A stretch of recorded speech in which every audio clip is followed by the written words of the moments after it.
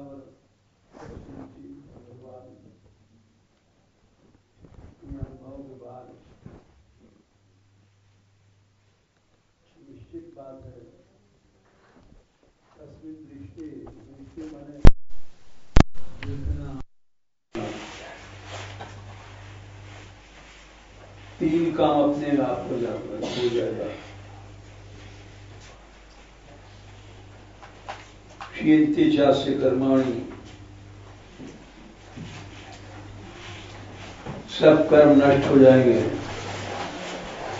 भिद्यते हृदय ग्रंथि छिद्यन्ते सर्व संशय, हृदय की सारी गांठ टूट जाएगी, सब संशय वंशय भी मिटा जाएंगे।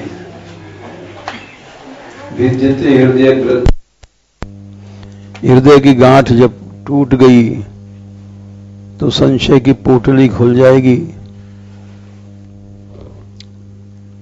और उस पोटली में बंधे हुए जितना माल मसाले हैं सब बिखर जाएंगे।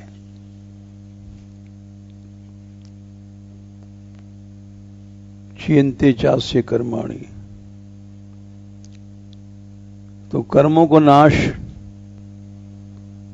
होना आवश्यक है। नहीं कर्मों का नाश होगा तो भोगना ही पड़ेगा, बंधन में पड़े रहोगे, हृदय की गांठ कभी टूटेगी नहीं। तो कर्मों को नाश करने के लिए एटम बम क्या है, स्वयं श्री कृष्ण ने बताया है। कर्मों का नाश करने के लिए एटम बम गत संगस्य मुक्तस्य ज्ञानावस्थित चेतसः यज्ञायाचरतः कर्म समग्रम प्रविलीते।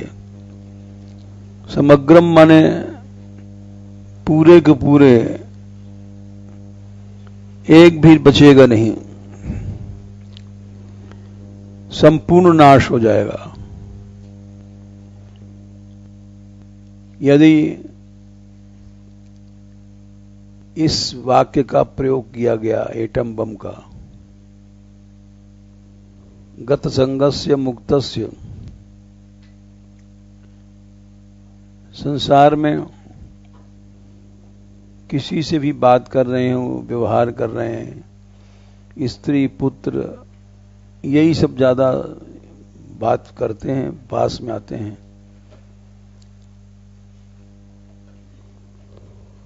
स्त्री है सबसे पास में आती है और उससे बात करते समय आसक्ति मत रखो, देखते समय आसक्ति मत रखो, विचार करते समय आसक्ति मत रखो। इतने से मुक्त हो जाओगे। और मुक्त की परिभाषा ज्ञान में तुम्हारा चित्त सदा स्थित रहेगा, ज्ञानावस्थित चित्त रहेगा।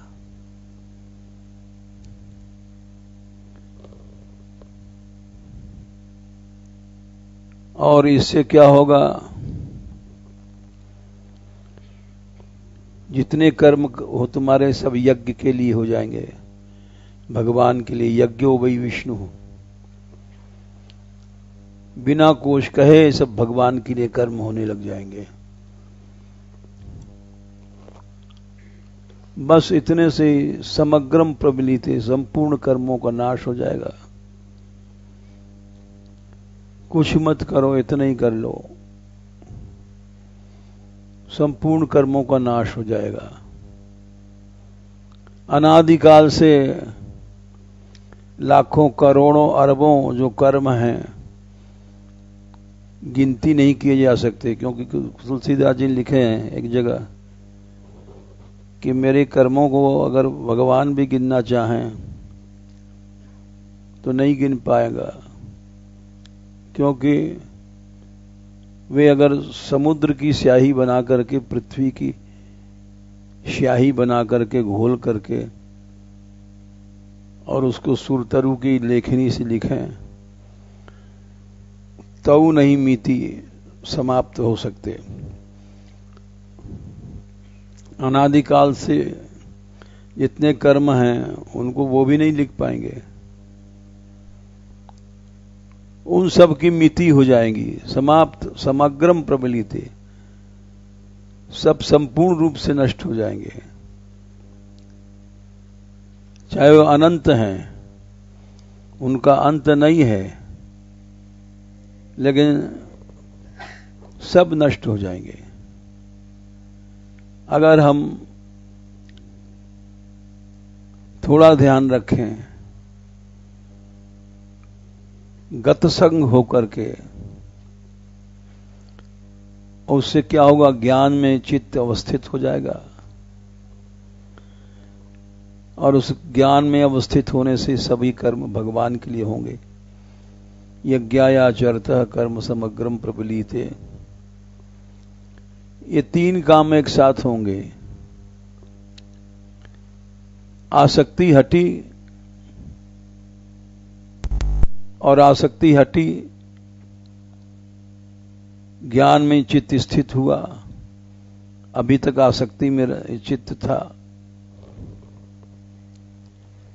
और उसके बाद अपने आप यज्ञ के लिए कर्म होंगे, और अपने आप संपूर्ण कर्मों का नाश हो जाएगा। एटम बम है, समग्रम माने संपूर्ण नाश हो जाएगा। ये थोड़ा बहुत भी नहीं बचेगा, बीज वंश भी नहीं बचेगा। इसलिए गतसंग, ज्ञानावस्थित चित्त और यज्ञ के लिए कर्म, ये तीन बातें, ये तीनों चीजें स्वतः पूरी हो जाएंगी, और जीव सदा के लिए मुक्त हो जाएगा। गतसंगस्य मुक्तस्य ज्ञानावस्थित चेतसः यज्ञायाचरतः कर्म समग्रम प्रबलीते। यही बात भगवान ने बार बार कही है। ब्रह्मण्याधाय कर्माणि संगम त्यक्त्वा करोति यः लिप्यतेन स पापेन पद्म पत्र मीवांभसा। पाप के कर्म अगर होंगे तो भी लिप्त नहीं हो सकते उसमें, तुमको छू नहीं सकते। जैसे कमल का पत्ता पानी में रहता है, पानी से अलग रहता है, उसको पानी छू नहीं सकता। कमल के पत्ते पर पानी की बूंद डालो, वो पानी टिकेगा नहीं। ऐसे कर्मों को ब्रह्माधान करके जब करोगे तो ये सब कर्म तुम्हें छू नहीं पाएंगे। चाहे वो पाप के कर्म हैं, चाहे कैसे ही कर्म हैं, वो सब छू नहीं सकते तुमको। ब्रह्मण्याधाय कर्माणि संगम त्यक्त्वा करोति यः लिप्यतेन स पापेन पद्म पत्र मीवांभसा। छू ही नहीं सकते, फिर लिपटेंगे कहां से? इसलिए ये तीन बात पर ध्यान रखा जाए।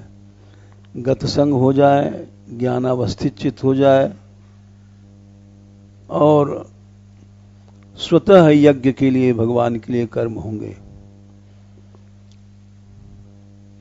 इसी से समग्रम संपूर्ण नाश हो जाएगा कर्मों का। जाओ।